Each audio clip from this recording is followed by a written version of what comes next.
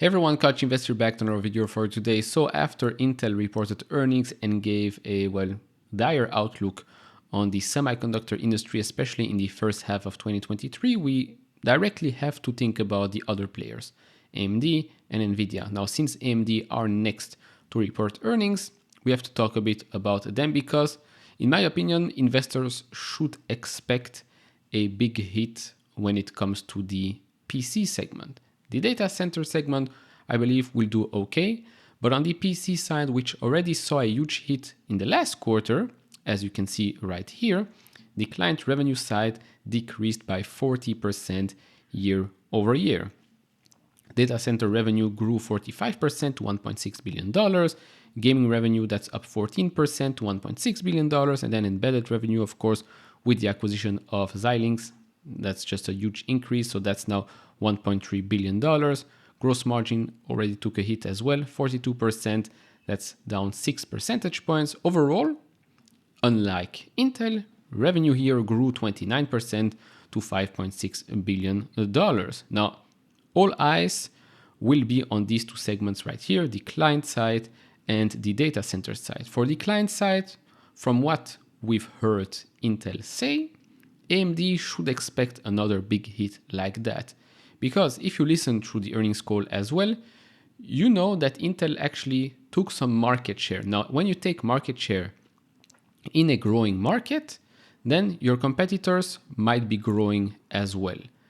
In a case where the market is suddenly becoming smaller because we're going through as Pat mentioned, a huge clean out of inventory, to put it lightly, then the market becomes smaller. And if you take market share, you're more likely than not to take market share from a direct competitor. I'm just talking about the PC side here because, as I've said, and as we've probably seen through a lot of reviews out there, the new Intel chips are actually doing very, very well. Processing wise, pricing wise as well. This is something you cannot say for the likes of the new AMD chips. Of course, in February, they'll come out with some other chips as well, but Intel already has a new plan when it comes to that. Now, currently, pricing-wise, AMD had to cut prices a lot to be even more competitive. With regards to Intel, that was not the case. So, again, for the PC segment here, for the client revenue, expect a big hit.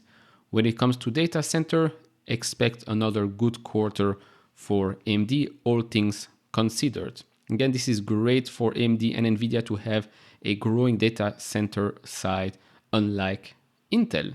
Now, with regards to the outlook, they're expecting revenue to be around $5.5 billion. That means a 14% growth year over year, gross margin 51%, that's on a non-GAAP basis.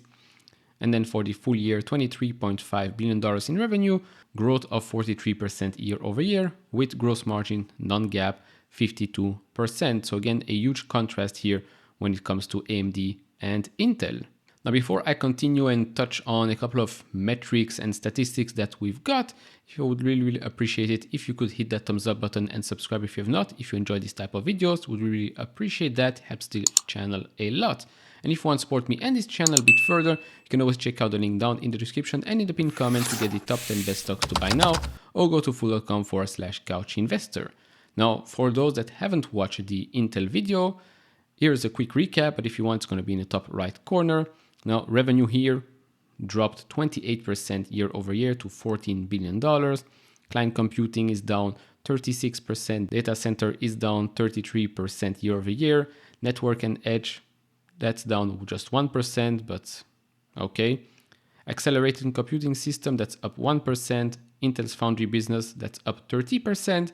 And Mobileye, this was to me, the only big positive here, that's up 59% year over year. Now, as we've talked about this in the past video, in my opinion, if you look at the dividends that are paying out here, $6 billion for the full year. I mean, it's a lot of money that Intel could be using to run its business right now. And then maybe, I don't know, in 2025, 2026, when their goals are, let's say, reached, go back to paying that dividend, because I do believe that right now they could be using that cash. Now, Pat has said on Yahoo Finance that the dividend is safe right now. They've got some plans to, manage the costs, manage the expenses, etc., as we've seen with past, let's say, new to this industry deals. Probably we've seen also the IPO of Mobileye. Probably some other things will happen throughout 2023. He said, stay tuned. So we'll stay tuned and see what happens. But overall, the big point here comes from stats already that were known back in October 2022. So worldwide PC shipments totaled 68 million units in the third quarter of 2022, a 19.5% decrease from the third quarter of 2021. So that's already one big hit that we've seen at the end of last year that is represented in today's quarterly earnings as well. And you can further see this comparison here in the graph. If you want to pause it, please do. But then if we jump to January 11, 2023, we can see here that worldwide PC shipment totaled 65.3 million units in the fourth quarter of 2022, a 28.5% decrease from the fourth quarter in 2021. This marks the largest quarterly shipment decline since Gartner began tracking the PC market in the mid-1990s. For the year, PC shipments reached 286.2 million units in 2022, a 16.2% decrease from 2021. And according to Intel, you might see this continue at the start of 2023. Now remember, during the pandemic, you saw this huge boom, right? People were working from home, suddenly everybody needed a new PC, or you needed a PC at home, a laptop, etc. So that huge increase, obviously, well, the demand went through the roof, supply went downwards, prices were going up, and then as we've seen with most industries going out of the pandemic, suddenly you realize, well, we have a lot of inventory, prices were so high, interest rates are going up, people aren't spending that much money, maybe we should lower our prices first before ordering new products, and then this is the result. Of course, with all these new products coming out, us, the consumer, can take advantage of it because when the last couple of years, Nvidia's chips were super expensive. And these chips were expensive as well. Intel chips were, before the 12th generation, were just not worth your money. Now with the 12, especially with the 13th generation, suddenly you have some good competition. So for the consumer side, this is great. From a business standpoint, of course, companies like AMD, Nvidia, Intel are all waiting for those, well, inventories to be reduced, as we've seen with Intel, sell-in, sell-through. So high inventories, lower demand, lower orders as well. You can see where I'm going with this. But as expected, second half of 2023 should be much better as all those vendors go through their inventories and suddenly see, we're missing a lot of good products here. Let's start ordering again.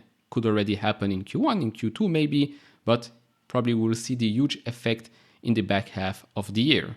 And so as we prepare for the AMD earnings report, which obviously I will cover on this channel, as always, Nvidia as well, but that comes a bit later in the month, be prepared to see a big decline. Not maybe in the data center side, but especially probably in the gaming and in the client revenue side, because, well, it's inevitable. The numbers don't lie. Intel, although the business isn't doing great, I think we can still take their word for it when it comes to the semiconductor industry. I mean, the name Chipzilla does still mean something.